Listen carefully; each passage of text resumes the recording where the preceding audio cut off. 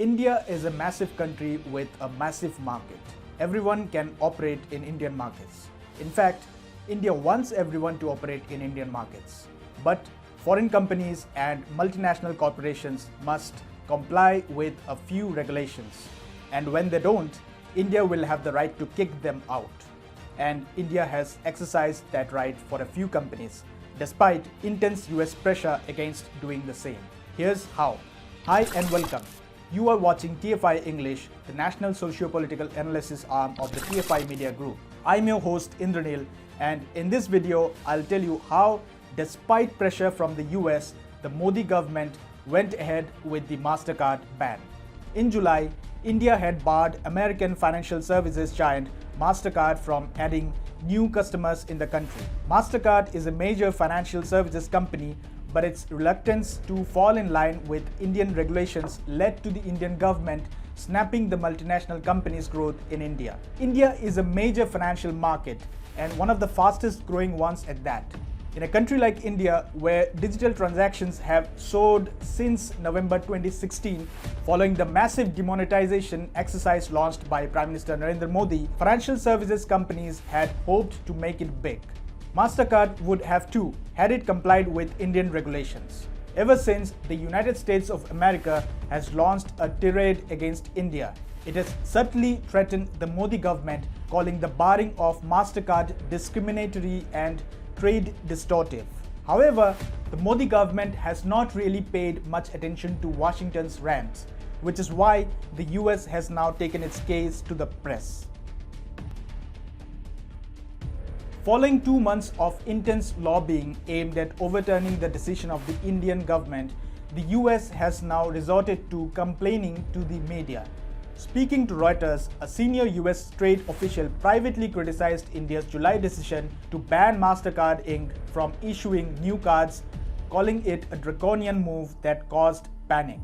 Brendan A. Lynch, the Deputy Assistant US Trade Representative for South and Central Asia, was quoted out of his July emails as saying, "We have started hearing from stakeholders about some pretty draconian measures that the RBI has taken over the past couple of days."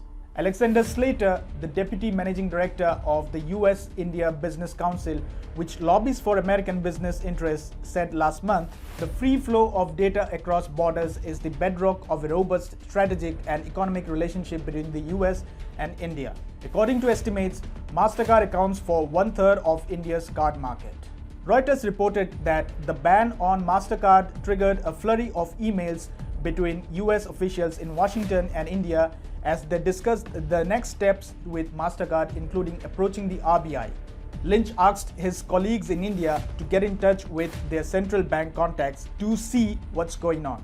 However, these pressure tactics of Washington have yielded no results. Apart from Mastercard, the Reserve Bank of India in April took similar action against American Express and Diners Club too. India has clarity of thought. If foreign companies want to do business in India, they must comply with the reasonable regulations in place in the country. It is the least they can do in one of the world's biggest and expansive markets. According to Reuters, RBI acted against Mastercard because it was found to be non-compliant with the 2018 rules despite the lapse of considerable time and adequate opportunities. According to one Indian executive quoted by the Financial Times, the data localization rule has been very clear for a very long time. Some of the foreign companies would rather sit and lobby rather than fix their systems. In a July 14 order barring Mastercard from adding new Indian customers from July 22, the RBI said the Reserve Bank of India has today imposed restrictions on Mastercard Asia Pacific Limited from onboarding new domestic customers onto its card network from July 22, 2021. Notwithstanding the lapse of considerable time and adequate opportunities being given, the entity has been found to be non-compliant with the directions on storage of payment system data. Around 2018, India forbade financial groups from storing data overseas. The new rules require that all financial data originating from India but processed overseas be destroyed within 24 hours and stored only in India. Companies must submit third-party audits showing compliance, which the RBI says is necessary to prevent money laundering and other illegal activity. The companies at the receiving end for non-compliance with the rules argue, however, that the rules were costly, counterproductive, and encouraged other countries to take similar steps. Under Prime Minister Narendra Modi's leadership, India is doing what was required to be done long ago. The data of companies' services in the country and all transactions must be stored locally.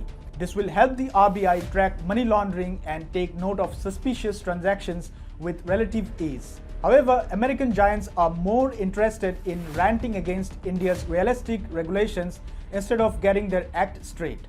Notwithstanding the intense lobbying by such companies and the indirect threats of the US government, the Modi administration is standing tall and ensuring that those who do not comply with regulations are punished.